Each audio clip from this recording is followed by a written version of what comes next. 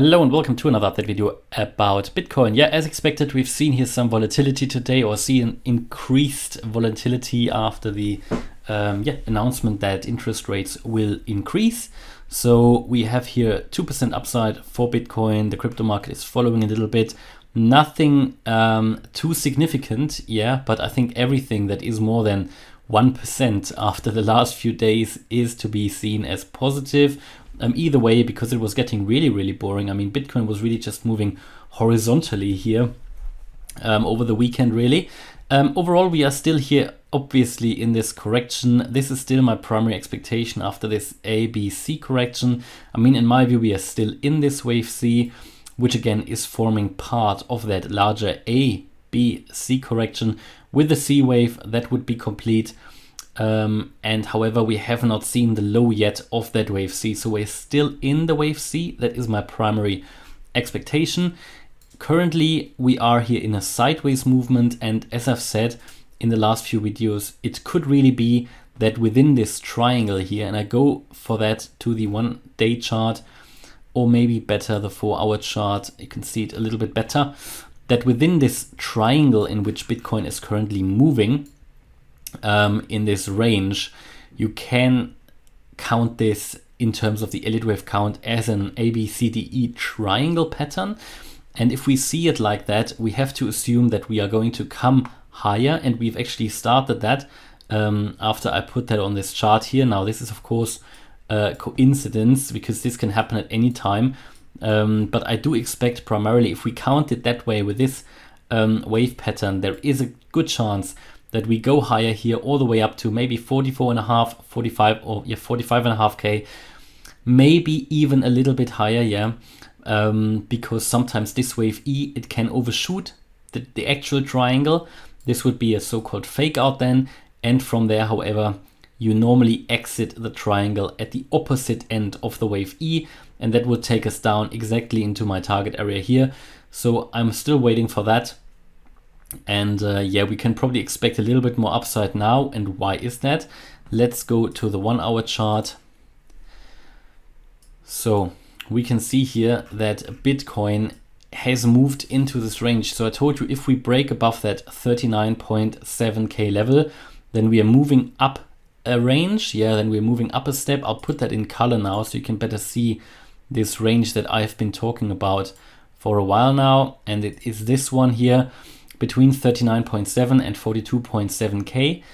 If the price is breaking into this zone, then I said we can expect that the price goes fairly swiftly all the way up to 42.7K. We did that before, and it looks like the price might really be doing that, because what did happen? The price, well, yesterday we had a bit of a fake out to the upside. Normally that is quite bearish.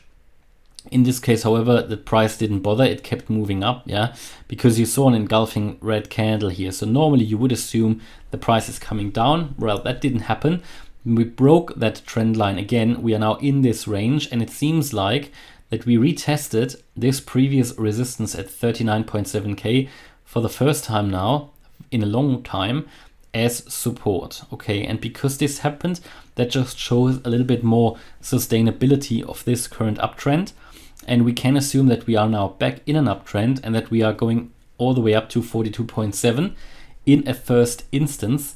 That can happen fairly quickly, as it did here the last few times. Yeah, we had it here in the, I think that was the 9th of March where it happened, and we are now on a good way as well. I mean, yesterday we already got to 41.7K, but 42.7K is that resistance here.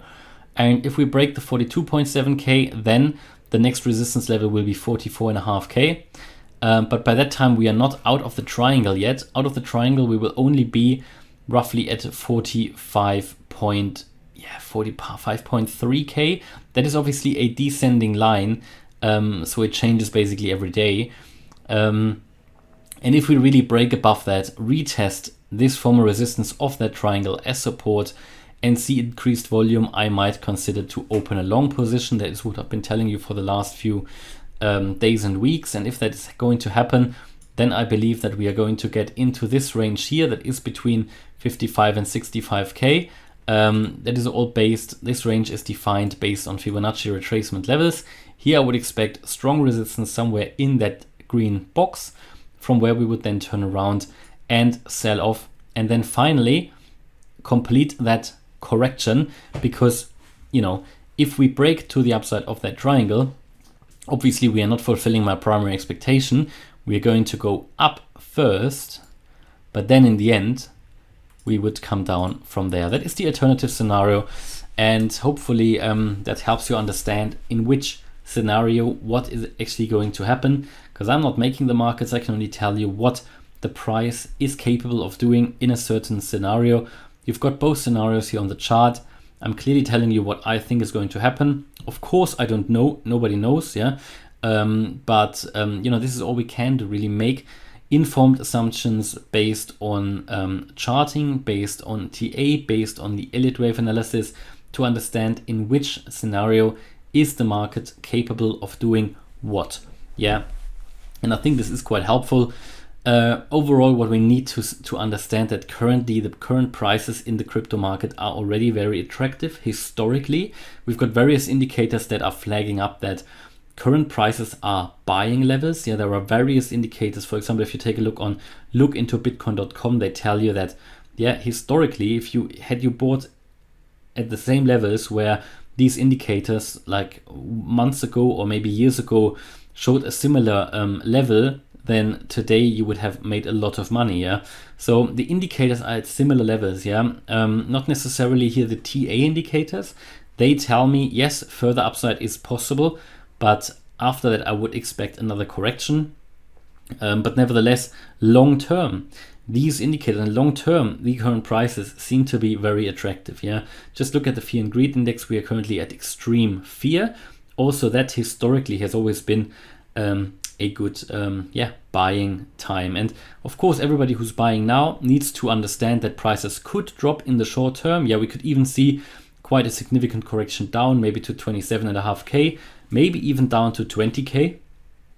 But that is just a part of the game, right? That is what we all need to understand. It is a volatile market, and you can only outsmart the market by being smarter than the market. Yeah, and a good characteristic that that helps everybody in investing and trading is just to be patient. That is one thing.